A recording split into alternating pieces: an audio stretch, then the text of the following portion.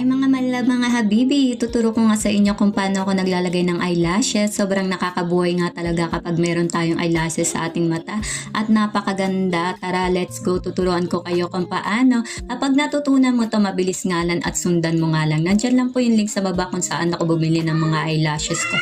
So let's go! Eto, magka-curl muna ako ng ang aking pilik mata, yung totoong pilik mata para sumama. So bago ako maglagay ng ating mga pandikit, ganito po muna ang ating gagawin mga my love.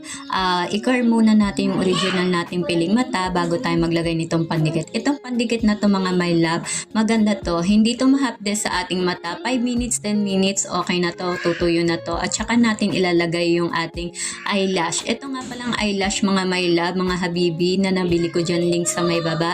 Napakaganda nito. Sunflower, 4 na nga lang nilagay ko dyan sa aking mata ay okay na. Akala ko aabutin ng 5 na eyelashes ang nilalagay ko dito, pero 4 pa lang okay na at maganda ng tingnan. So ayan mga my love ang aking paglalagay.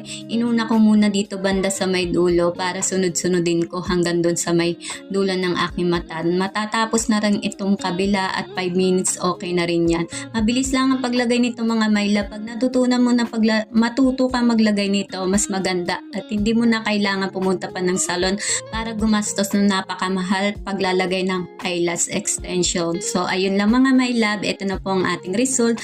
Thank you for watching. Enjoy! Kung saan ka masaya, doon ka!